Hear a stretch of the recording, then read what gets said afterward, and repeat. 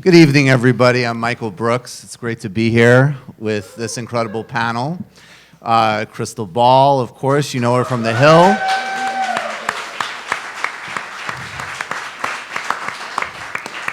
The ever-brilliant Matt Karp of Jacobin and Princeton University.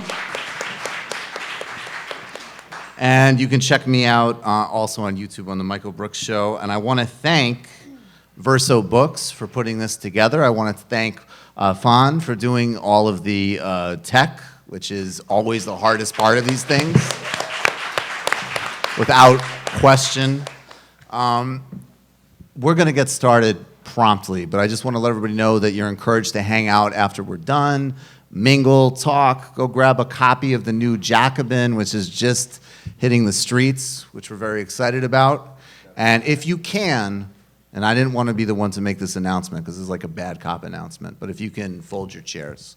But I won't remind you, don't worry. That's other people going to remind you that shit. That's the last unfun thing I'll say. So I want to start, the name of this panel obviously is Who's Afraid of Bernie Sanders? And I guess my question is to both of you to get us started. To what extent are we talking about fear amongst just generally the media, the oligarchy, whatever? They're watching us. Illuminati. That was me. I'm moving the mic. Sorry. Is that you? Yeah, it's me. You got a subversive on the panel. He's trying to take us out. We should fix that. Is it cable?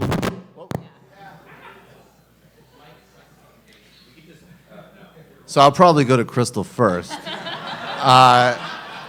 To what extent are we talking about fear versus delusion in the sense that, of course, we're not afraid of Bernie. I mean, you see so many profiles that come out that say, like, well, we don't have to think about Bernie. Nobody is going to vote for him. And then how much of it is the willful omission dimension, you know, with the guys, Amy Klobuchar is not going to happen, right? So between fear, omission, and delusion, what would you say the response to Sanders is?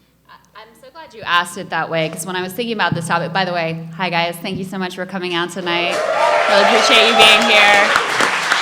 Thank you for Jacobin, thank you to Verso Books for putting this on. So I'm glad you asked the question that way, because when I was thinking about this topic, I was thinking about it in terms of actually delusion. You know, I think that there is so little, especially in the media and with the Democratic establishment, there's so little understanding and connectivity to the Sanders movement that they just can't believe that it's actually a threat.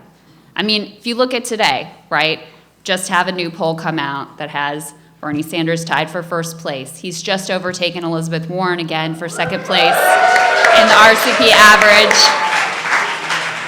New College Pulse poll shows him getting 51% support among young Hispanic college students. So there are a lot of signs, if they would look, that this movement is real. 4 million donations, are you kidding me? Massive rally crowds everywhere he goes. There are so many signs out there, but because it doesn't penetrate their particular circles, their particular bubbles, they can't believe that this is actually real.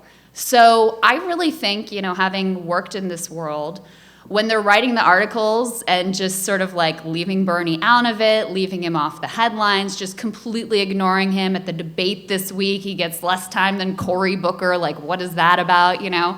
Cory Booker who's begging the audience to keep him in the race, right? When they're doing this, I think it comes from a genuine place of just not getting this movement. Because what is this movement? This movement is young.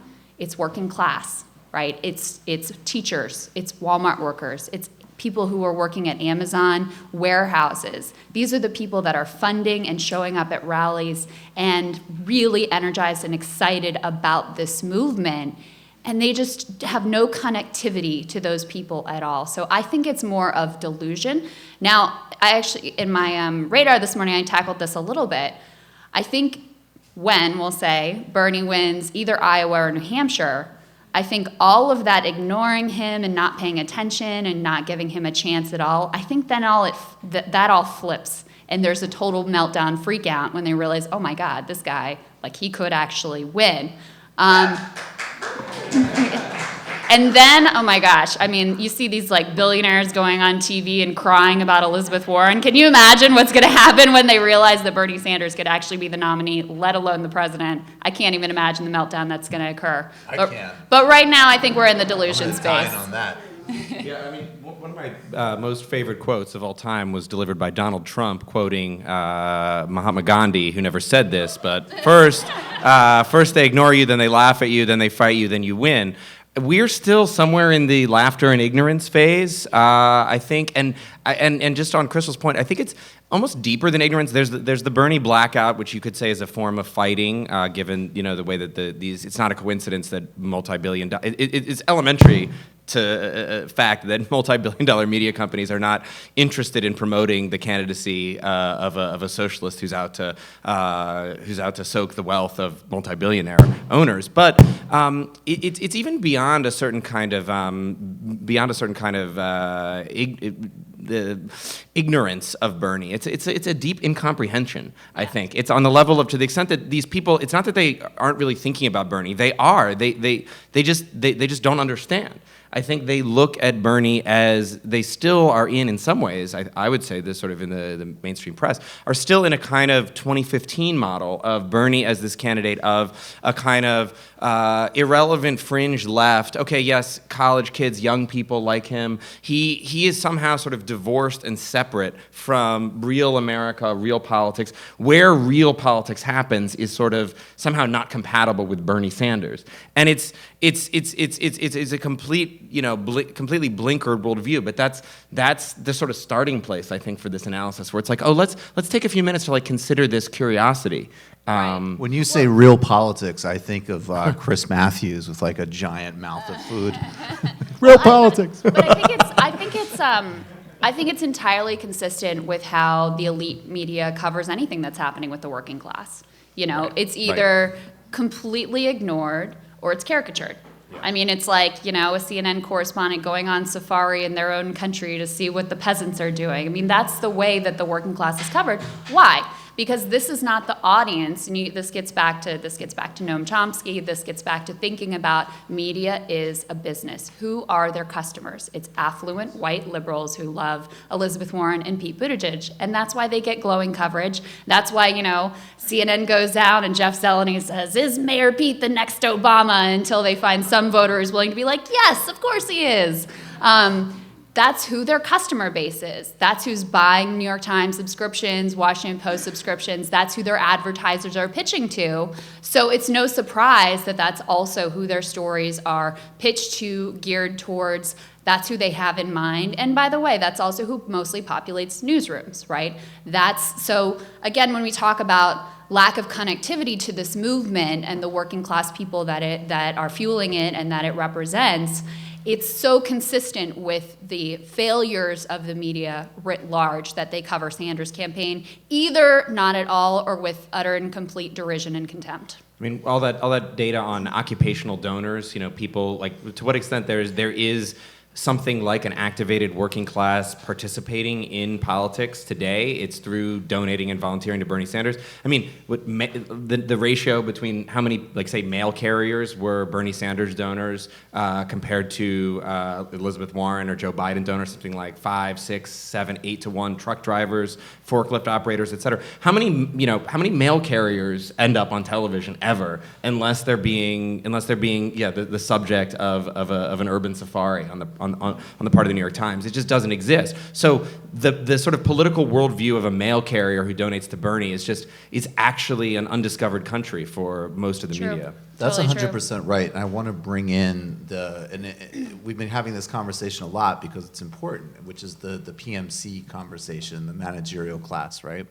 Because to what extent the dynamics you're talking about, there's like the really obvious raw disparity between, why would media that essentially represents, let's just say, 1% interests be giving a fair shot to a Democratic socialist candidate? But then as part of that, like, I guess moving from the ignoring and the delusion, but the contempt and the anger, there is this in the same way that other candidates are fetishized because of degrees, I wonder if the fact that Bernie Sanders, even though he's a successful politician, that he really is like a dropout. I mean, this was made a lot more in the last cycle. There was a lot of like, this guy never did anything until he was mayor of Burlington and then in Congress and a senator. But besides that, he's a fucking loser, right? He was a Never carpenter. amounted He to was a anything. carpenter and a bad carpenter.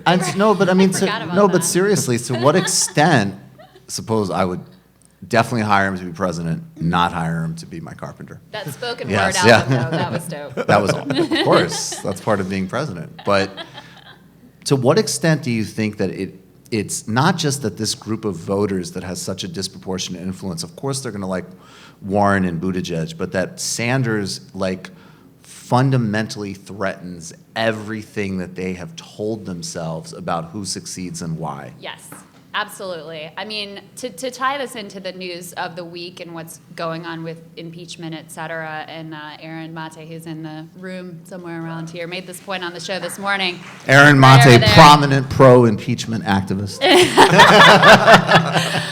So Joking. I'm just like shamelessly stealing Aaron's point. But, you know, a lot of what's going on with impeachment, you can really look through the lens of a complete deniability from Democrats, complete inability to grapple with the real reason that Hillary Clinton lost, which is that no one wanted a centrist, corporatist, triangulating Goldman Sachs candidate. They didn't want that.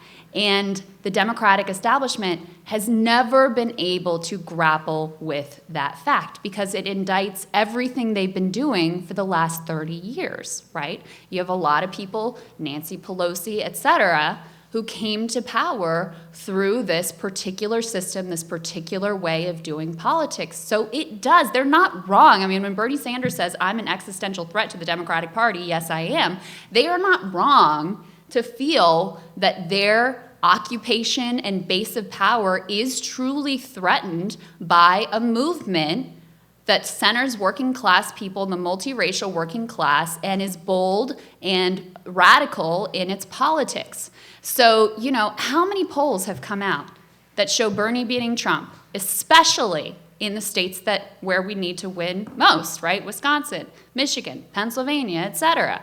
How many polls have come out? And they will never talk about it because it just completely screws up their narrative of who's allowed to run and who is quote unquote electable. So you'll recall New York Times did these head-to-head matchups with Sanders and Warren and Biden. And Biden, you know, did well against Trump, Sanders did well against Trump, and Warren did less well. So rather than focusing on Sanders doing well, which, I mean, seems like a pretty remarkable headline that the guy that goes against all of their conventional wisdom about who can win and why is, in fact, beating Trump in these polls, they just completely ignored him and instead crafted this narrative about Warren's not doing well against Trump because she's too progressive. That's the problem. It's like, well, wait a second, you're kind of missing this thing that's happening here. But yeah, it is deeply threatening to the whole established way of business that the Democratic Party has been running for the past at least 30 years. Yeah, I mean, if you want to put the media part aside for a minute and just talk about the party establishment side, the elected, sort of nomenclatura of the Democratic Party, there's no question that Bernie is a far deeper threat to them in some ways than he is to anyone, including and I almost wish this weren't so, but including the billionaire class, right now. I mean, I think long term, we'd hope that he would be a deeper threat to the billionaire class. But in the short term, Bernie is far more threatening to Pelosi-style politics in terms of what defines the left of center party in the United States. Than he is to the Republican Party, than he is, which will fight him as it has fought, a liberal centrist dominated Democratic Party in different ways. And I hope we can get into the dynamics of what it would be like if Bernieism represented the main left of center party in the United States. But the group that loses most, and loses in a sense absolutely, and without a kind of recourse that the right or that even like the capitalist class would have against Bernie, is the Democratic Party insider. And I think that's something that, we would, this is, I've been saying this for a while, but the hardest part of the knot to cut through for Bernie is the primary, right? It's this moment. And Krystal you laid out his path today, and I like that narrative, but it's still the hardest part. I mean, if he gets through that hoop, and I hope we can talk about this, it's a different story. But there, not only is it structurally most difficult for him, in part because of the primary system, et cetera, but they are actually his most existential enemies, I think. Yeah, it's like the early rounds at the U.S. Open. It's like the first people you got to get through before you even reach those higher levels of conflict. But let's go to how he actually wins in a minute. But first, can we talk more about impeachment and specifically how it just plays with this primary and with the Sanders proposition, like or how it's going to work politically specifically around Sanders? Does it undermine him? Is it a neutral variable or what? I mean, I think you would have to say that it is bad for Democrats in general, but especially it's bad for progressives. It's bad for anyone who wants to say, look, Trump is a big problem, but we got bigger problems even beyond him. We can't just beat him. We need to address the underlying rot in this country that would have made voters put their trust in this dude to start with. So there's that. And then there's also just on the logistical side. I mean, look, they had this bombshell testimony this week. I thought, okay, great, we're going to wrap things up. We'll get to the vote. We'll get the articles. We'll do the trial. We'll get it wrapped up. And then I see this item in Politico that's like, no, they want to go back to the Mueller report, and they're going to try to get Don McGahn. And it's like, Jesus Christ. I mean, well, I heard one ambassador called a research firm that was related to a second ambassador. But he was in on that. He was in on that call. There was the third ambassador was in on that call, and there's a memo. oh my That God. came from Belarus Well, in I didn't know 2014. that. So that changes everything. No, I mean, look, and Yeah. I don't want to make light because, look, I don't think what Trump did was okay, right? I think it was an abuse of power, et cetera. Of course. But is this even close to the worst thing that this man has done? I mean, he locked babies in cages. We are currently complicit in the worst atrocity unfolding in the globe in Yemen. But when you go after Joe Biden's son for the sacrosanct principle of military aid to the Ukraine, that's where we draw the line. So anyway, in terms of Bernie, just the reality of the fact that when you have a trial in the Senate, he has to be there 6 days a week in Washington during the height of the primary season. Well, who does this benefit? It benefits Pete Buttigieg and it benefits Joe Biden. And I don't think that Nancy Pelosi intentionally set this up this way, but I also don't think that she minds that too much. She's not a stupid person. She knows the timeline. She knows how this is all going to play out. She's got a lot of control over how this all plays out. Doesn't seem to concern her too much that this is all going to go right up to Iowa caucuses, New Hampshire primary, et cetera. So no, it's not a good situation for Bernie or Warren or any of the senators, but the only two that I think really matter are those two at this point. I'll disagree there. I think it's a huge asset for Warren in that it'll afford a significant opportunity for her to remind the people of the United States that she read the entirety of the 480-page Mueller report, and also at least somewhere between 2 and 6 books about the history of Ukraine, an invented country. Okay, anyway. I mean, that lands. Whoa. That shit Okay, lands sorry, in that was- Heartland. Now you're escalating. That All countries are invented. with There you focus go. groups in Michigan, that's the stuff right there. That's the stuff. Yeah, I mean, look, I'm not actually a hardliner on impeachment compared to maybe even some people on this panel or certainly I'm some not. people in the room. Yeah. But the truth is the way this Impeach was the built motherfucker. politically, this has always been political theater.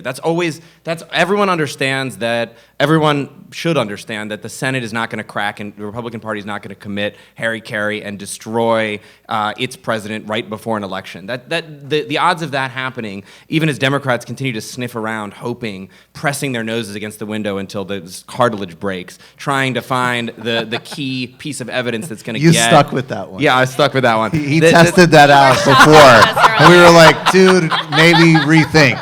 Yeah. I was like, nope, Yeah, cartilage. no, I like it rang true for you. You said you broke your nose many did. times. It's a very painful It's image. painful. But It's that's what they're doing. nasty. They're kind of. Yeah. I think there's a split between two factions that are pushing hard for impeachment. My read on this within the Democratic Party and the media. There's the idealists, if you want to call them that, sort of in the center, who really think that if they turn up the right phone call, if they bring in the right perfectly accented national security hero, that you're going going to get 20 Republicans in the Senate to crack and say, okay, this will not stand. But those people are obviously delusional in my mind. So the other argument for impeachment that I took more seriously was that this is going to be an opportunity to nail Trump and to nail the GOP on corruption, to kind of broaden the case against and take Trump. up all their time. Yeah, well, that's the most compelling argument. I think. That it's going to exactly. It's time maximization. It's going to run out the clock on his administration. It's going to throw him into disorder. It's going to hurt his approval ratings. It's going to tank him slowly. I don't know about hurt his approval ratings. But that was the case, right? It was like Nixon. You know, it's a slow deflation. That was what you have the everyday grind of these hearings, and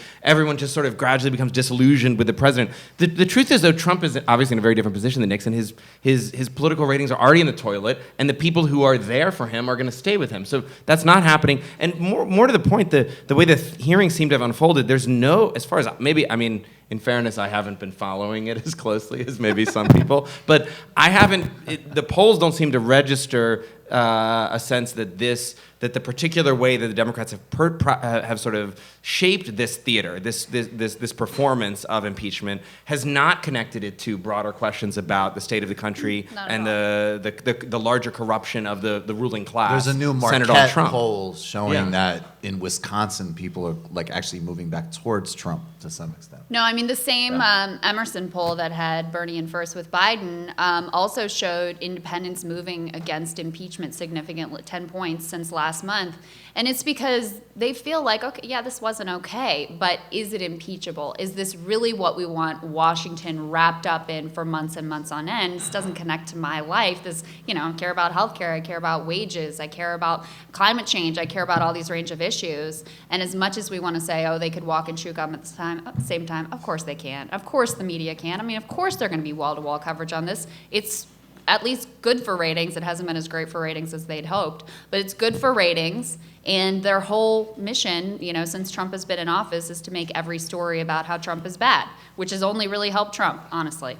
I mean, I think Bernie's got the right take on it with the walk and chew gum line right now. I think he's got to support this process because it is something that overwhelming majority of Democratic. I mean, that's the other irony here, is that it's like politically for Bernie right now, like this is a huge issue for the part of the Democratic base that's paying attention, and it's not an issue that really helps him, but he can't fight it. He has to support it. Yeah. It just kind of, and if this drags on until the spring, I don't like the position that it puts him in terms of the delicate line he's got to walk to recenter his issues. When they seem to be committed, the congressional leaders seem to be committed to this like narrow brand of impeachment, not broader corruption, bribery, blah blah blah, but focused like a laser on like the Ukrainian security funding. He should grandstand as much as possible, but on it. But I mean, how does he win? But that's not it. This that's is depressing. Not Let's not talk about what he does. impeachment anymore. It's depressing. Yeah, but I heard that there was an ambassador who was a retired consultant who had taken a trip to the Black Sea in 2000. Sorry, I can write this. There's a real estate investment. And there was a real estate investment in southern Russia. But seriously, what if he was a Russian asset since 1972? I mean, have you thought about that? I know. Yeah, the KGB went to the Burlington Food Co-op. And they were like, by the time late-stage capitalism has decimated the American living standard so much, a senior citizen Jew will be in position. You've seen those honeymoon videos, right? Shirtless. Just loving it, just absolutely Sovietized. Having a fantastic time.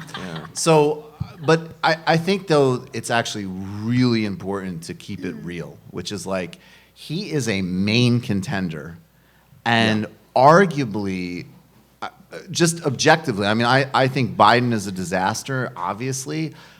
I think Biden, unless he's in complete physical cognitive decline, which he is, would be a strong opponent against Donald Trump. Like, I don't think it's all ideological. Some of it is stylistic, some of it. Yes. And Bernie Sanders is actually really, really well poised to beat Trump for a variety of reasons. And I want you to sketch out exactly how that happens. But first, I want to just circle back on interesting polling data that I've seen at least in one or two places, which they will try to use against him, I'm sure, which is that some Democratic voters that rate themselves as conservative support him quite a bit. And I think that's really interesting because obviously he has the most left program, and that is across the board, right? The best approach on immigration, clear positions on civil rights and equity issues.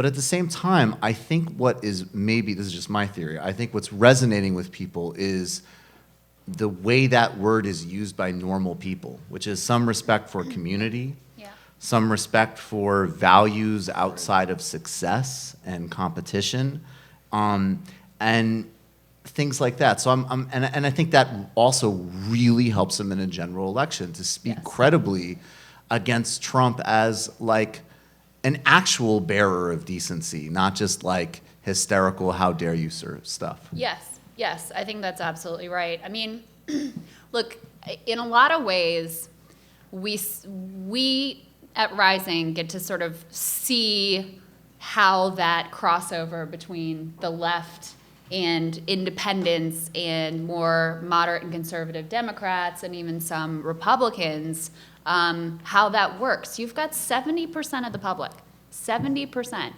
who say, screw all these people, who have a deep rage and anger at the Democratic establishment, the Republican establishment, at all of DC.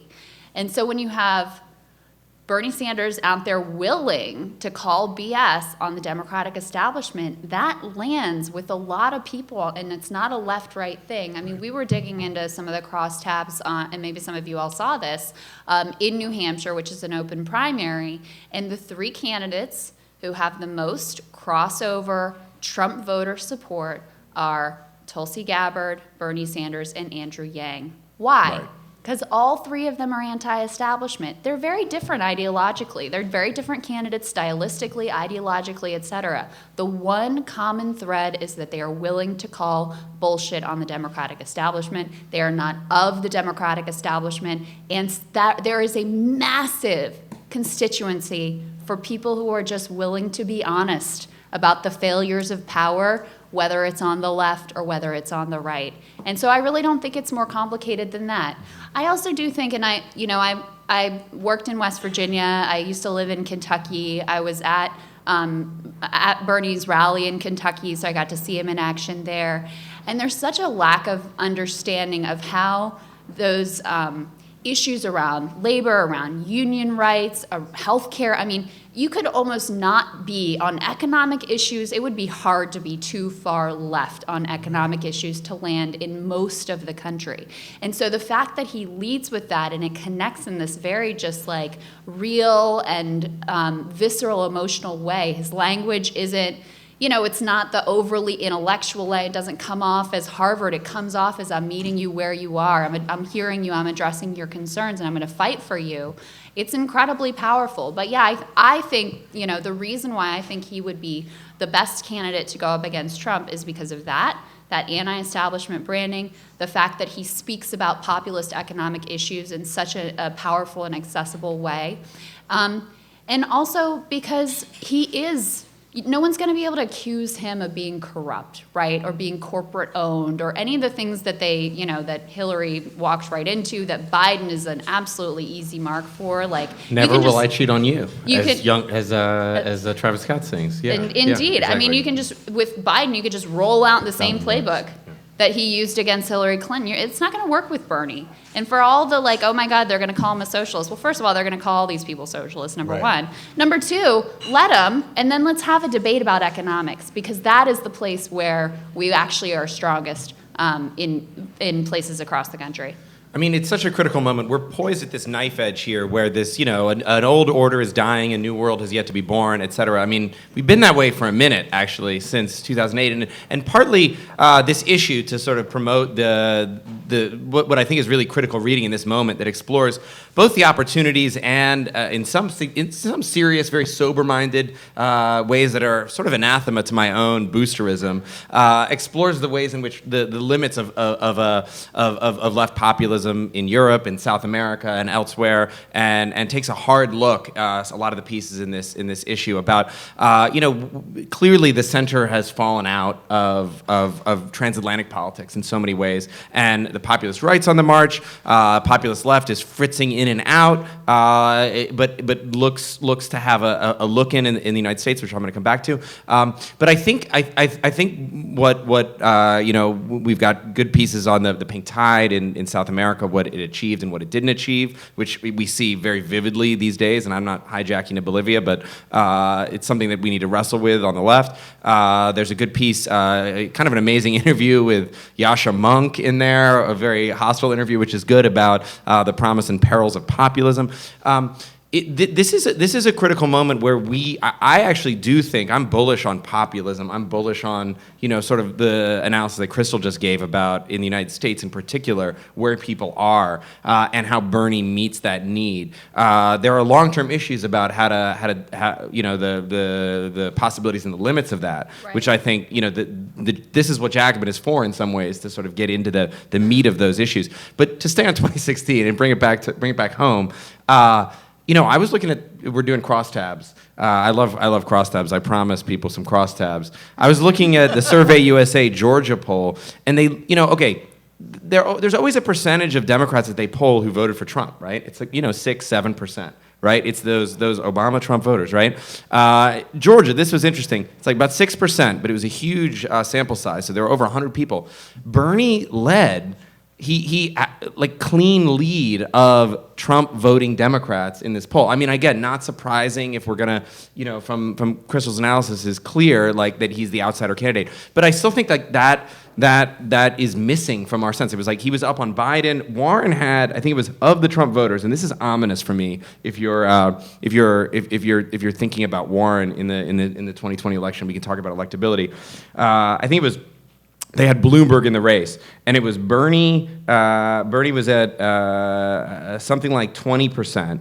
Bernie was at 26%. Biden was at 17%. Bloomberg was at 13%. Warren had 0. Zero of the Trump voters were going to be compelled to return to the Democratic fold with She's Warren. Not going to bring me back. I mean, that's Georgia. That's one state. It's one poll. But I think there's a lot of that was just a really radical distillation of that for me. And there's been this debate that I personally think has been kind of stupid of like, how should Democrats go about winning? Are you going to flip back the Obama-Trump voters, or are you going to try to expand the electorate and turn out young people, turn out people of color, as if these are either-or propositions? And I think what Sanders shows is the possibility of doing both. Right? That these don't have to be either-or possibilities. That's actually his coalition. It is both. It that is literally exactly who right. likes Bernie. Exactly. There's a problem in, this goes back to the media narrative, because of course it's both, and of course it is actually an Obama thing. It is literally both and, right? Yeah. But if you go, and I was just talking about this with Adolph Reed, who I know was also just on the Hill, and if everybody would just read Adolph Reed, I think we'd be in a better position. But seriously. But we were talking about the replication, actually, of these narratives that in the 90s were deployed in such a racist and specifically reactionary way by obviously Republicans, but also Clinton Democrats, which is just pathologizing poverty, racializing it in the most obscene ways, and culminating in the attacks on welfare and so on. Right now, in 2019, there is a like woke reactionary discourse which takes the same narrative structure and turns it on those voters that might have voted for Trump. Now again, no one's denying, obviously there's a ton of white identity politics and racism in the electorate, and that's a major problem, and by the way, it's always been a major problem. This is not specific to Trump. He might have activated it in different ways. But you will get to a point now, it was one thing when people would say, don't worry about flipping those voters back, they're gone. Okay, I disagree with that, but sure, we can argue about that. Now it's almost like to even appeal to them right. on the correct grounds, yeah. Economics, not ceding an inch on the things that you need to hold ethical grounds on, like immigration, but just saying, we're not gonna cede on any of those things, but we're gonna talk about an actual no bullshit anti-corporate agenda. That has become suspect because books like Dying of Whiteness and all of this, not like, people are not dying of whiteness, they're dying of opioids. Right. This is not poetry, this is real material conditions. Right. And that discourse has been so perverted that it's an attack not only against Sanders, but actually all of us that are trying to build that left populist socialist coalition. It's so damaging. I mean, it's so damaging on so many levels. Because also to imagine as a party that you're going to stand in judgment of voters like, oh, you're good enough for us, but you yes, we're going to go. I mean, it's just like, I didn't sign up to be any part of that. And I saw it, I was living in Kentucky during the 2016 election, which was a very fascinating experience, kind of splitting my time between Kentucky and like New York City cable news green rooms was interesting. But, I would post things about the politics there and what was going on. And they had just, people don't realize this given how red the state is. Obviously, they just elected a Democratic governor. But before that, I mean, they had just lost control of the House to Republicans. They had just elected a Republican governor for the first time in a very long time. And so right to work was getting passed and prevailing wage was being struck. I mean, all these attacks on teachers and pensions and every piece of terrible right-wing legislation you can imagine is just getting shoved through. And so I would put things out on social media about it. And I couldn't believe how many people wrote back like, well, screw them. They're racist. They get what they deserve. They asked for it. They voted for Trump, et cetera. I heard someone say after the election, I think the problem is that Barack Obama and Hillary Clinton are so honest that they wouldn't lie and tell these people that they were going to get jobs back. And so the real question that this person had was whether or not the next Democratic nominee should lie more effectively to deindustrialize America. Wow. Or just ignore them. Deep question. I mean, it's hilarious and really disgusting. It's incredible. It's incredibly disturbing and it's incredibly damaging. And you see how absurd it becomes. And I think this goes back to the inability to admit why Hillary actually lost, right? It has to be Russia, or it has to be Comey, or it has to be, media coverage of her emails, or it has to be the voters. They're too stupid. They're too racist. It has to be their fault. It can't be anything to do with the sort of centrist corporatist agenda, because that undermines everything that they've been doing for decades now. So they had to scapegoat voters or somebody else. And again, to your point, Michael, it's not to say that there is nothing going on. Of course there is. But again, this conversation of was it economic interest or was it racism, as if those two things are completely divorced and don't relate to one another. But you see the absurdity of it when you now get to Kamala Harris basically blaming voters in the Democratic primary, saying they're too racist and sexist to vote for her. So now it's not just the Republican voters who are suspect. Apparently it's also the Democratic primary voters who are suspect and failing to see Kamala's greatness because of their own inherent sexism and racism, and that's why she's failing. Now, I don't know about you, but I remember when she was up a lot higher in the polls, so I guess America's become a lot more sexist and racist since that unfolded. I would just like to take a quick note here that if you have not subscribed to my Patreon or YouTube page yet, there's a shocking level of half anti-Semitism you're expressing. And it's disgusting. All right, half anti-Semitism. Yeah, it's super deep. I mean, I think one way to translate what you guys are saying is we always talk about Bernie and the class politics that Bernie can activate and mobilize, and I hope we will talk about that in the general election. But this is a class politics too, right? Class politics doesn't go just one way, right? It goes down much more easily than it goes up in the course of human history. And this is there's the right wing kind of business class politics, and then there's a kind of a liberal establishment class politics that exists. I mean, Dustin Guastella's article in the issue tackles some of this. I've written about this. This is a conscious form of polarizing politics. I mean, because it's absurd as an electoral strategy if you're aiming to win a majority. And actually, some people in the Democratic matrix are aware of this, right? They'll say, some of the kind of almost like totally bloodless, like let's just get to 52% kind of folks will, like the Nate Cohns of the world, will kind of acknowledge this sometimes, that you actually do need to win these voters. But it's crazy to say, and this is the historian 19th century self coming out, but imagine if Lincoln's running for president in 1860, right? And the Republicans, an anti-slavery party, is going door to door in a state like Pennsylvania or Illinois and saying, the swing states of that era and saying, you voted for James Buchanan, he was a tool of a slaveholder, stay home, please, we don't want your vote. Like, this is ridiculous, you know? We need to build the route to overcoming reaction and racism in this country is building a majority to defeat it and destroy it, not to demonize someone who has, you know, who themselves is probably in many cases are struggling materially enormously. Not to demonize them, but to enlist them in this fight in some way. What is the obsession in the Democratic Party and in liberalism generally that contradicts it between just sort of like proclamation and sort of moral hectoring versus actual material delivery? Because I think that's something that comes up so often in this argument. And actually, really, to me, I mean, you could maybe connect this with how he actually wins the primary. Yeah, I don't know if I can do that. That sounds like a lot. But let You me could start do with it. this. You could do it. I have confidence in you.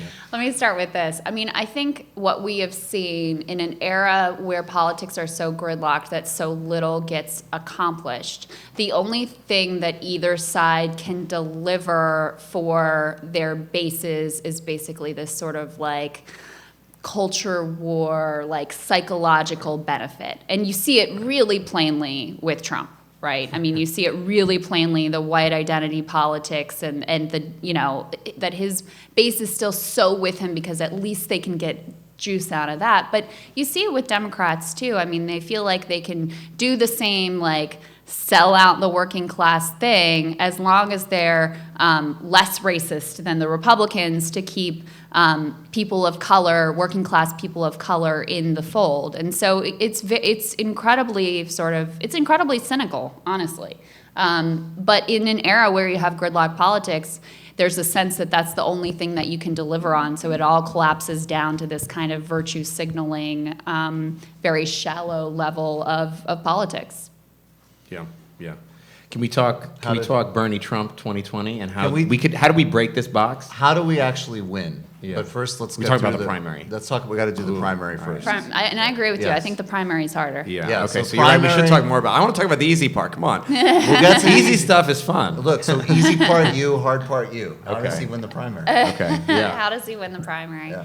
I mean, I think here's what I would say, and it's worth thinking about this too. You know, in the same way that Bernie's working class coalition is really ignored, treated with contempt, et cetera, by the media. Media doesn't love Joe Biden either, and so I think it's very much because he also has a working class base. Tends to be an older base. It tends to be less online, all of those things. But his people really are there, and they really are with him. They may not be showing up at rallies. There may not be the visible energy, but there is a real Joe Biden support out there, much as it is hard for me to kind of wrap my head around. So I just want to put out there, and I said this week on Rising, that I think the chance of Biden getting the nomination is much higher than is typically portrayed in the media. You know, if you look at where the polls are and where they've been, he's been, regardless of, not knowing what state he's in and talking about record players and corn pop and whatever else is like tumbling and how he's going to punch domestic violence. I mean, all of this, right, is happening. And he's just like You gotta deport xenophobia. he's still We will lynch right racism. there. He's still right there in the polls. I mean, none of it really moves because people and I kind of get it because at least he doesn't feel like he's full of shit.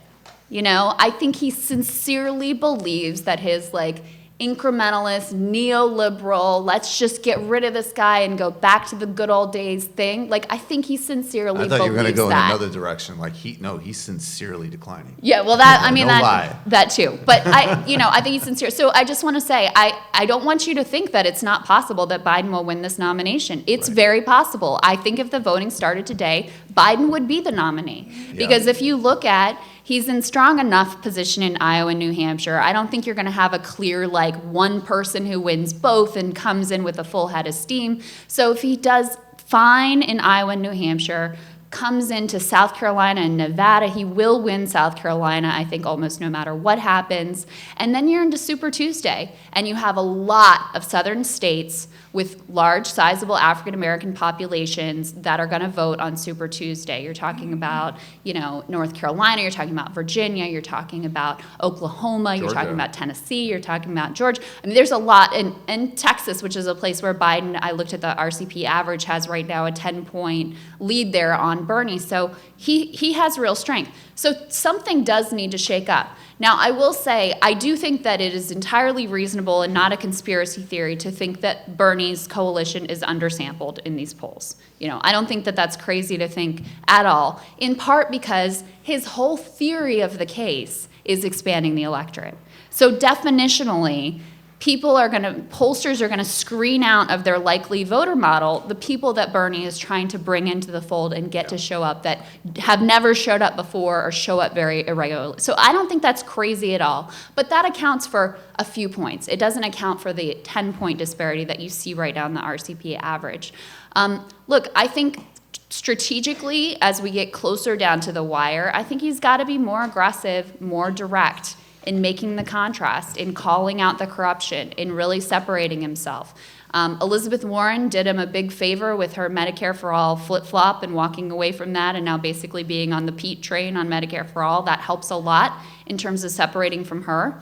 But ultimately, it's really Biden's base that Bernie needs to cut into. And there's so much to work with there. I mean, Biden is the architect of so much of what is wrong with the country, of the bad trade deals, of the deregulating Wall Street, of the selling, of the shipping jobs overseas, of the system of mass incarceration, which somehow his son apparently gets to be exempt from. How even about as the bankruptcy bill? I mean, how are we yes. not talking about that? There's so much, there's a lot to write. And so I think Guy's been wrong his whole life. That's like whole his job. life. Yeah. And Trump is what we've gotten from him, right? And Trump being the symptom of this deep rot of consumerism and lost sort of faith and belief in the future and community and what matters. So he's got to go at that directly. And if you can do that, look, I think he needs to win one of Iowa or New Hampshire just to flip that media narrative of like, oh my God, this guy can win, and convince the public, oh my God, this guy can win. And then you've got a lot of strength. He has a lot of potential strength on Super Tuesday in California and Texas, two huge states, massive delegate counts that I think he's got 40 organizers on the ground in California. The next closest candidate is Warren with 9. So he's got a huge jump in his eye on California, and that's going to be a big key for him. It's a very different strategy than in 2016 when he was sort of running from so far behind the whole time. He had to dump everything into those first 4, especially those first 2 states. He is building out. It's actually somebody like Buttigieg is doing that strategy now and is going to flame out because of it. I've become convinced, just even like preparing for this show, that because this is a show, right? We're on TV. This is like my fantasy to be on Rising. You have been on Rising. Yeah, I know. But that Biden is the real. Biden is still, at the end of the day, it's still Biden is still the threat. And the good news is, because just on this morning's Rising, Saagar was knocking Bernie for failing to expand the base, and that's fair. But I was looking at, did you see some of those polls that came out on this like sort of, I think it's a post-Obama tech bro kind of group called Swayable or something like that, and they put out a bunch of polls where they winnow the field. They kind of play the tape forward based on preferential polling. They aggregate like second choice polling, et cetera. And they try to figure out, okay, what would it look like if this is assuming that this will happen, maybe somebody like Andrew Yang will run the entire primary. I mean, personally, I hope not. I hope he, I hope he passes the torch. I hope he starts a podcast. Yeah, but if the race came down to 2 or 3 people, and so if you just look at the Bernie Biden numbers, in June, Biden was up 15 points when the race kind of really began in earnest. That number is down to 8 now. So Bernie is slowly. I think it's more about Biden deflating than Bernie aggregating, but that is happening, and it's especially happening if you look at non-white voters.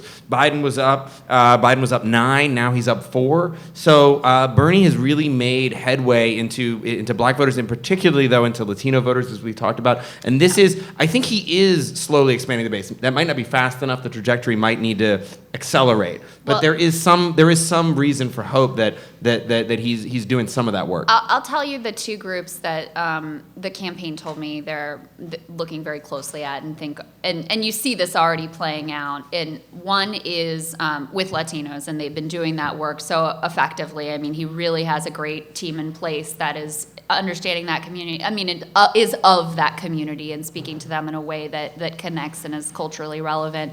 The other group that we've talked less about is white working class women. They see as a real potential growth area, not just young, but across generations. And if you put those two pieces together, yeah, I think he's really well positioned. So you think Warren has helped everything by this ridiculous like Rube Goldberg thing with healthcare. Yeah. And that's clarified. I mean, the argument about him and Warren is relevant like in these rooms, not probably with the broader like there's more overlap in the broader electorate between a Biden and a Sanders voter potentially. So I mean, if you guys have more to say about the primary, I mean, I think that's polls really seem to show clear. that poll was interesting. It showed Warren voters sort of splitting between Biden and Bernie, which is Right. not what you would think if you're doing No, a that pure isn't what you would ideological think. move. But that makes some sense to me. I mean, the thing with Warren is I think obviously she has a path to the nomination too. You know, Krystal has laid it out. But I think, I don't know, this is anecdotal, this is gut, but I was talking, I live in Warren world, you know, pretty much all my friends offline are Warren people, and I was talking with one of them last weekend, and he was like, oh, I'm in for, of course, because I'm a lovely party guest, the first question I ask, or the third is, well, who are you voting for? Even though I know the answer, but it's never Bernie with a lot of these people. Yeah. But, so they say Warren, but this guy leaned in close as we had a few more drinks, he was like, you know what, though? I don't know if she can win. And I want That's a good sign. I want to beat Trump. I want to beat Trump. And that's the thing that actually I care about the most. That's the thing that not just Warren voters care about the most. That's the thing that Biden voters care about the most. That's the thing that a lot of Bernie voters care about the most. Yeah. And I think Warren, for good reasons and for bad reasons, you know, we have to put it on the table. There absolutely gendered logic to this. But this guy said to me, you know what, if it came down to Bernie and Warren, I think I might go Bernie because I think he has a better chance. And I think this is backed up in the data that shows that, you know, Warren voters they're shopping, they're not buying yet. And and I think the failure to make the sale is about this electability question. Yeah. Can Warren stand up against Trump in a general? But you know what's crazy is a lot of the people who are concerned about Warren from an electability perspective are going to Pete, which I'm like, that this is guy, so like, delusional. that's not, like, I mean, it just again shows you how much it has been beaten into our heads that you have to have a centrist to win. And so they look at, well, Warren, she's too far left. Let me go for Pete. I mean, he's speaking the same like wine track kind of language. And it's really kind of, it's fascinating because his rise has definitely come at her expense. There's just no doubt about it. But yeah, a lot of the people who have electability concerns about Warren are actually going to Pete. Which is disturbing because that puts, like, as a Bernie homer to ride or die to the grave, that puts us in a position where I'm kind of like, my mind is saying this is good. This Mayor Pete, high hopes for Pete to take away Warren's vote in Iowa. I'm not doing the dance. I promise. I will never do the dance. I will never do the dance. I will never. What's the third one? Yeah. I will never do the Pete dance. Right. But actually, that's us when us. he takes her margin in Iowa. This is Matt and I on Iowa night when Bernie has won. Bernie emerges as the left candidate out of Right. Iowa, or as the change candidate out of Iowa. because Pete takes the anti-billionaire candidate out of Iowa. So, all right. So, oh, can I throw one more thing in? You can. Last thought. This just occurred to me. Bloomberg is going up with this $30 million ad buy that no one wanted or asked for, and I'm sure there's nothing better that could be done with that money. However, you know, it is reasonable to think that he could take a little bit out of Biden, and it's also reasonable to think he could take a little bit out of Warren. As weird as that is ideologically, but there is overlap there. So, you know, Bloomberg getting into look, you know, 0% of Bernie supporters are going to go to Michael Bloomberg. So it only benefits him. And to the point Matt made about commitment of supporters, this is from that same Emerson poll that had Bernie tied with Biden. Bernie supporters, 71% say they are definitely voting for him. Biden supporters, 60%. Warren, I think it was 47%, and Pete, it was 31%. So when you're talking about that shopping around, that shows We're it not right shopping. Yeah, we're not shopping here. Yeah. We don't believe in consumption. We don't, right, exactly. We don't believe in choice. It's Just command Bernie. economy, right here. All right, stop streaming it. Okay, so here's what's going to happen. When we take power. No, Can we talk? Can I give my little? Yes. Go into the Krystal, general. can you say, Matt? Can you have your what's your take on the news? Matt, what's on your radar? Yeah. I want my little window right here. Here's my thing. Okay, a general election. If we're going to talk about if Bernie can Do it. can thread this needle, all right? If he can do it. Do it. This is the semis, right? This is the finals at the U.S. Open. Right, It's a that's what I totally different said ballgame. before, It's on a scale that we still don't realize, because anyone who's here, anyone who's on Facebook, we're political junkies. We're ill. We're sick. We don't represent anyone. That's we right. don't. It's super You know how many unhealthy. people voted in the Democratic primary Don't in play 2016, which was everybody here probably gave their nights and their days and their nights to this thing. Do you know how many people voted in that primary? 30 million people. Do you know how many people voted in the general election? 120 million more. So we're talking on a scale of 4. If you can imagine the noise around an election that we had with Bernie Hillary, the clarity of that contrast, which was not enough to win Democratic primary voters, but consistently put Bernie as the most popular politician in the country, that entire race. The noise around that election, if you imagine that, and Bernie's now not going against Hillary in a Democratic Party, he's going against Donald Trump in a general election, where we actually haven't begun to fathom the scale of this like naked class war that I think will emerge in this election. I mean, 3 things. Here are my 3 things, all right? We're going to go through this, all right? 1, compared to 2016, right? Okay, I said I wasn't going to do that. I'll be quick. Compared to Take your 2016, time. Luxuriate. compared to 2016, that election was we have a general election between 2 parties where you really have to choose. But we can, if you guys want to talk about what Bloomberg will do in this scenario, that's fine. No. It's not going to happen though. It's not going to happen. no. There will be two legitimate candidates in this election who have a chance to win. And if it's Bernie and Trump, we're going to see an election that in 2016 was a culture war election, right? We're going to see an election that went from morals and manners to money and power. Bernie is going to put the bread and butter on the table. He's going to talk about healthcare. He's going to talk about jobs, the job guarantee. And he's not just going to talk about jobs in the way politicians talk about it. He's going to say, no, I guarantee you a job. It'll be really interesting to see which you do an issues in the impression, Bernie Matt? mix. No, I can't do it. All right. In the Bernie mix come out. He's got so many things to pluck on. He hasn't hit the job guarantee very hard in this primary. I think that comes out of the wagon big time in a general election in a way that Democrats used to talk about full employment all the time and win on it. And he can do that. And okay, bread and butter. That's the first thing. Second thing, Bernie versus the billionaire, right? Trump. Democrats are congenitally materially incapable of attacking Trump as a symbol of a corrupt order. Can you imagine the contrast between that versus he's not a real billionaire? Yeah, exactly. Hillary Clinton Yeah. literally said, I'm proud to have the real people that have fucked you over supporting me. Versus a guy who maybe has provided you a little bit of television Warren entertainment. Buffett, all the billionaires were supporting Hillary Clinton. Warren Buffett, Mark Cuban, Michael Bloomberg was at the dang convention. Okay, so they can't attack him for being a billionaire. Even when they attack him for being rich, it's like, okay, you're a individually freakish, corrupt mafia don who has no relationship to the American economy that's based on financialization and real estate, profit exploitation over the last 20 years. It just is a coincidence that Donald Trump became rich. Bernie gets to put not just Trump on stage, he gets to put Trump as the emblem, as the actually the most depraved and disgusting, physically repulsive emblem of the billionaire class on trial. He does. And in a way that Hillary could never do, would never do, and none of the other Democrats, I think Elizabeth Warren included, will never do. Second thing. Okay. Yeah. Okay, third. Get amped. Third point, let's get a little check mark. Gloves off, okay? Gloves off. We don't know the real Bernie.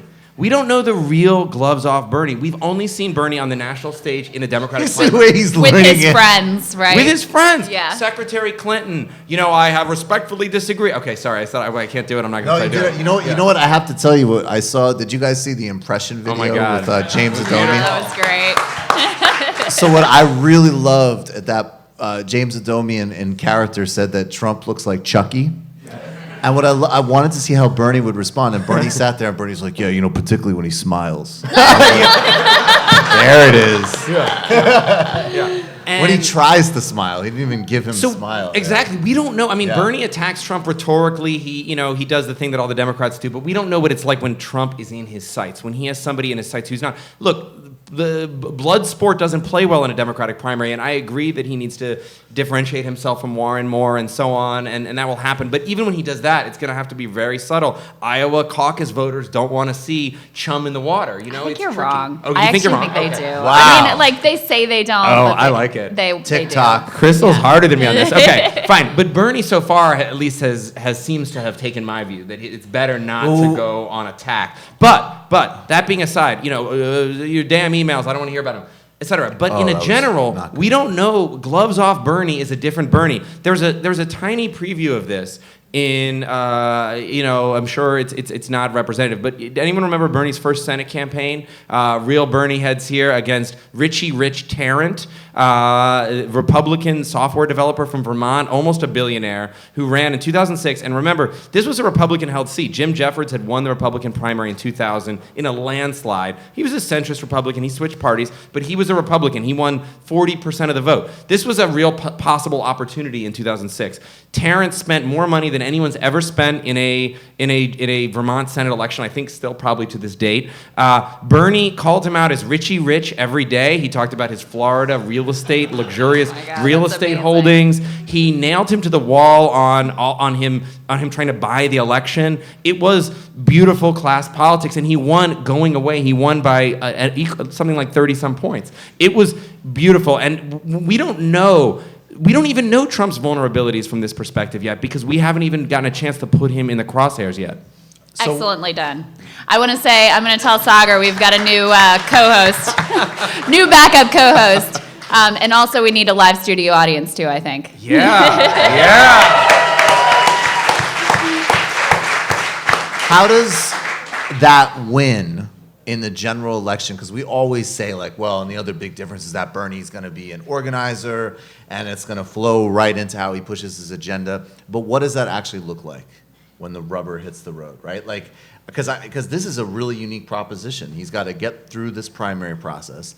Then he needs to make jokes about Trump wanting to get with his daughter and do all the great stuff that we hope he will do. Yeah, I've been hoping on that myself. Then he needs to become president, and immediately, even in his transition period will be totally different. Yeah. It won't be staffing. Obviously it will be staffing, but it will be how am I going to continue this mobilization that is going to actually be even more difficult than winning an election? It gets How hard does again. that process I think happen? that's right. And particularly with the context of, Matt's all about the stealth class consciousness raising of all of this. So what's the bigger effect? Well, for one, to plug a Jacobin issue a couple issues back, we had, what could Bernie do? There are certain, I think basically the class, I'd like to get Krystal on this, but basically the class war continues. I think the campaign doesn't end. It is hard because you're fighting. Bernie in office is a lot harder than the general election campaign. I believe the general election campaign is the easiest and the most pleasurable part of this. It's terrifying, the thought of him losing. I won't put that aside, but I think this is the easiest part. Governing is like the primary. It's hard again. But I think the starting point is the campaign continues.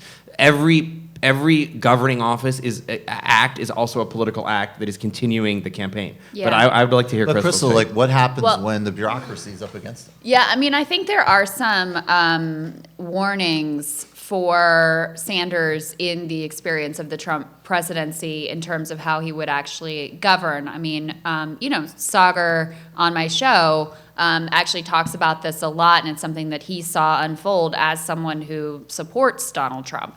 And basically, Trump comes into office with this sort of heterodox set of views and no infrastructure, no people to actually implement and execute on that policy. And he's a mess, and he's incompetent, and he's all over the place. So he certainly has no idea how to do it on his own or how to assemble a group of people who can back him up. So he brings in frickin' Sean Spicer and Reince Priebus and Mnuchin and Gary Cohn, and these people have clown car. Zero interest Inspiring. in the sort of trade policy that Trump is interested in. They have zero interest, thank God, in the immigration policy that he's interested in. And And it's not just that ring of advisors either. When you're staffing an administration, you're not just talking about the top 5 or even 10 people. You're talking about like 1,000 people that need to come in to take over this bureaucracy, because otherwise, in a million little ways, you will be undermined at every turn.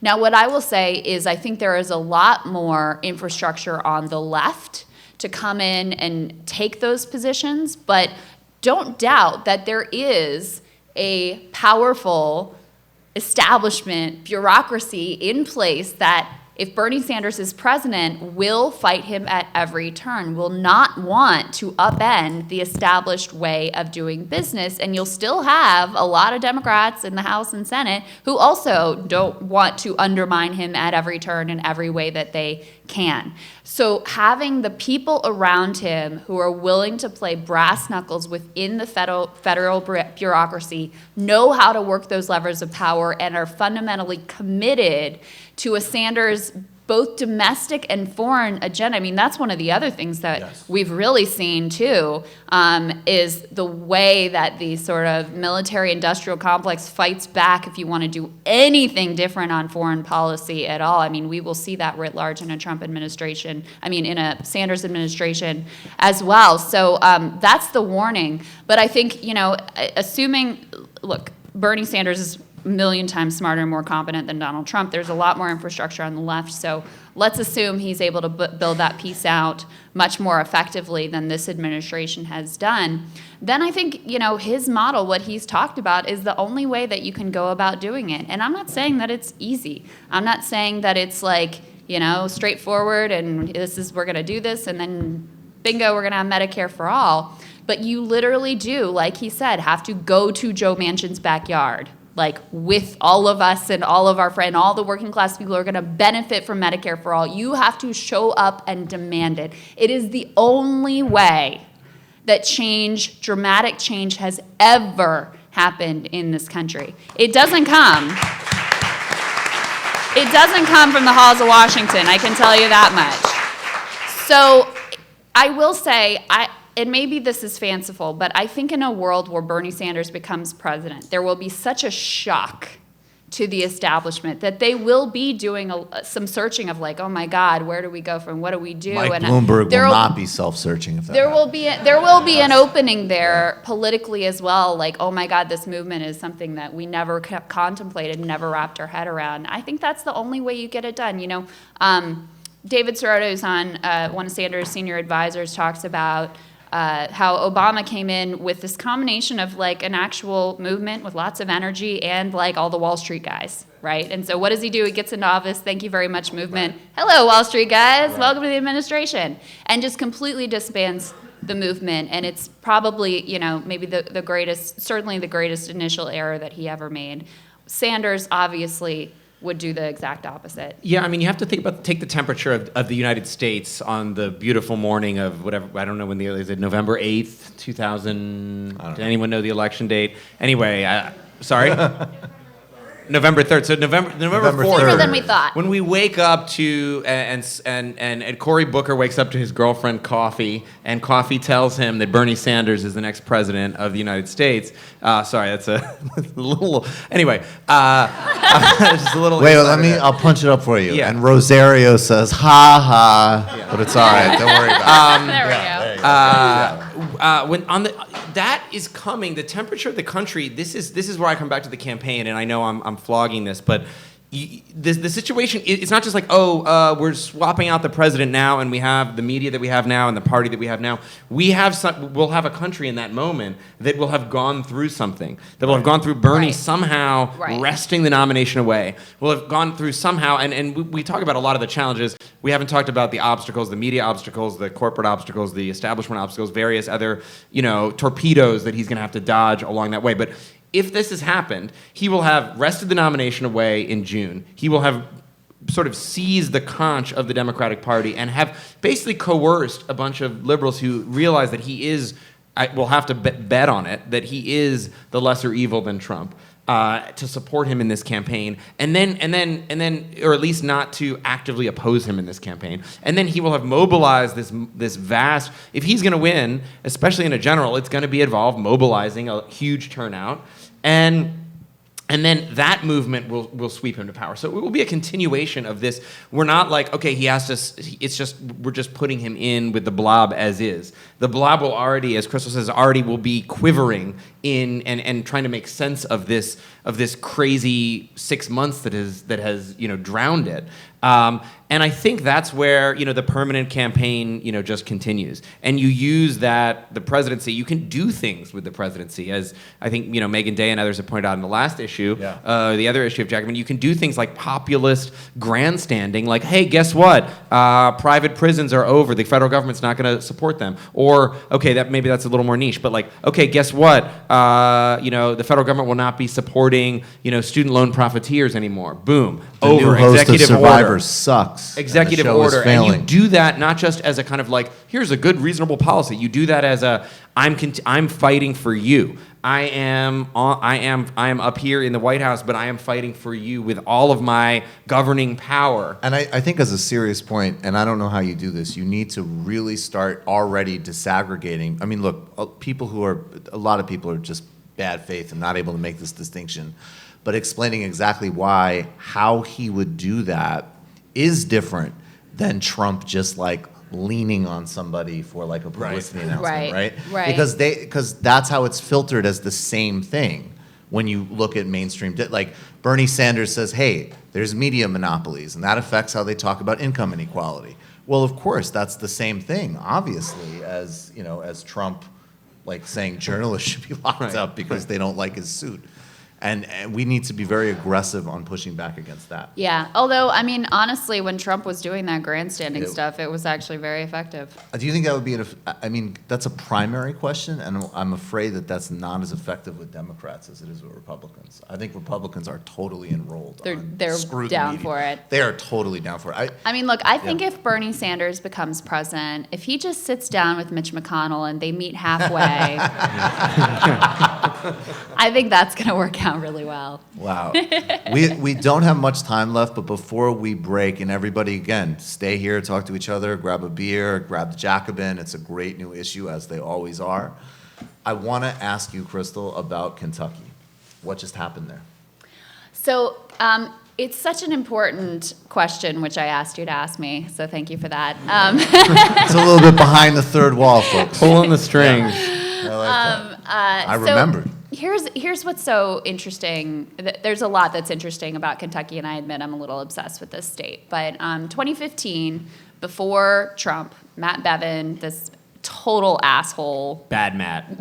businessman, Very bad Matt. Not a good guy. runs this very sort of brash, anti-media, Trumpian type campaign. And again, people think of Kentucky as a red state. Kentucky's a very populist state. The politics there are complicated. You have a very pro-union, pro-labor, populist state. And Bevin runs literally on rolling back the Medicaid expansion, but people are just so disgusted with the like sort of normal way of doing things, and they have their elections in these off years. The turnout was super low. He upends the polls. He was down 10 points in the public polls and in the internal polls of both the campaigns. He ends up winning by 10, so a 20-point shift from what the poll said. He ends up winning and just totally stuns everybody there. And it really was kind of a canary in the coal mine for Trump, because they do have this similar like brash asshole approach to politics. But so when he gets into government, though, he makes good on this very right-wing economic conservative agenda, right to work, prevailing wage, all these, going after teachers' pensions, sparked a massive teachers movement in the state that shut down schools. Then he was an asshole to the teachers and said, basically accused them of, I'm not kidding, of being accessories to sexual assault. Insane, right? And Democrats... That was for going on strike, right? Right, for going on strike. Some child was sexually abused. He claims, this didn't even really happen, but he claims that teachers were accessories to sexual abuse because they went on strike. So state does not love this guy, right? He's terrible. And he's terrible to the press in the same way that Trump is. Fake news, he won't talk to him. He's corrupt. bad business dealings, all this stuff. And so as opposed to the national Democrats who have come at Trump with these sort of esoteric, the Ukraine stuff and obstruction of justice, and he shouldn't have told Jeff Sessions this when he went to Comey and that he asked him to do whatever. Can we just, in this interest of fairness, give Donald Trump a lot of props for his Jeff Sessions impression? That's one of the funniest things I've ever heard in my life. Look it up. Can you impersonate Donald Trump impersonating Trump Jeff doing Sessions? The context is that Donald Trump had furiously denied that he called Jeff Sessions a dumb Southerner. And he put out a tweet where he's like, I never said that. Being from the South is great, by the way. And then a month later, he was at CPAC, and he's just like, and he recuses himself. And he goes, I'm going to recuse myself. I watched that on repeat literally 20 times. Okay. Anyway, so rather than running on these esoteric, always breaking the norms and guardrails, the norms, everybody loves the norms, right? He's breaking the norms or the high-minded principle, which is important. I'm part of the press, but the attack on the free press. No, they focused like a laser on labor rights, on teachers, and on healthcare. It was not complicated. And I got to tell you, I say this with love. Kentucky is a small state when you're in the Democratic Party. I know Andy Beshear, very nice guy, very not charismatic, right? This is not like a political powerhouse kind of a guy, but they were very, very disciplined, and they ran an excellent ground game. And most interestingly, yes, they did great in the suburbs and the areas where Democrats are doing well in most places in the country, but the reason they won is because they won back parts of coal country. That message of economic populism, labor rights, teachers, healthcare, over and over and over again, started to win back coal country. And I think as a movement, we have to have our sights set beyond the swing states of 2020. We got to do first things first, right? But what I took from Kentucky is that this type of politics, and what I took from West Virginia when I did work there as well and was there in the state during the teachers movement as well, is that over time, this type of politics can win back the trust of so many places where progressives used to routinely win and build back an actual sustainable majority for working class people. So I found the results there in Kentucky incredibly encouraging for that reason. Can I just pump the issue one more time? Gotta be quick. Yeah, just quick. Oh, quick. I'm just playing. Go ahead. Take just to bump the issue before we go. It's a serious intellectual wrestling match for the meaning of populism. There's also a lot of fun stuff in here. Conor Kilpatrick sat down with Adam McKay, who I didn't realize had a real left populist streak going all the way back to Talladega Nights. And seriously, for serious. Read it; it's there, and especially in the Mark Wahlberg vehicle, The Other Guys. Anyway, there was like a Derek Jeter anti-capitalist cameo that hit the cutting room floor in that interview. Anyway, a lot of good stuff on culture, on interview, stuff profile on Ken Loach, Britain's great populist filmmaker, stuff on country music, and Preston Sturges and left culture. I think that is going to play the sort of a cultural apparatus of a workers' movement is something that we're still really lacking right now. Yeah, but that's something that can catch up, and I think it might. There are some signs in Hollywood and far from Hollywood that this could make a comeback. That would be an important part of a Sanders era movement.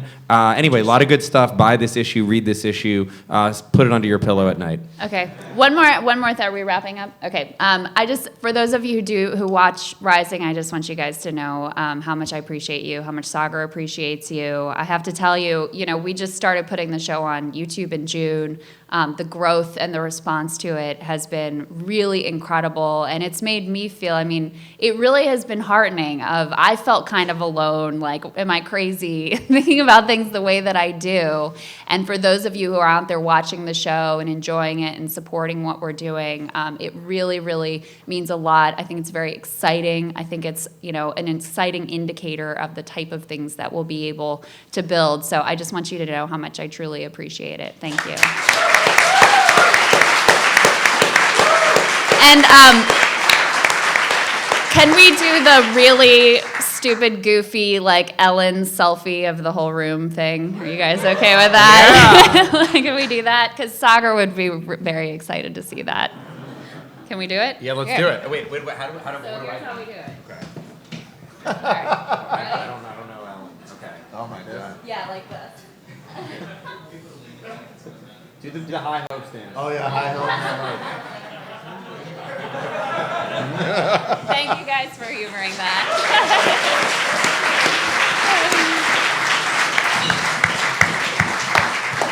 Can you delete that immediately? Yeah. It's already on Instagram. Guys, I sorry. appreciate all of you so much. Matt Karp is amazing. I love having him on my show and talking with him. The Jacobin is indispensable. Starting to do work and collaborations with Krystal has been one of the most fun things that I've done in the last several months. Thank you to Verso Books. Thank you to Jacobin. Stick around, buy issues, talk to each other. Thank you for doing the sound. Much appreciated, man. Circulate. Thank you.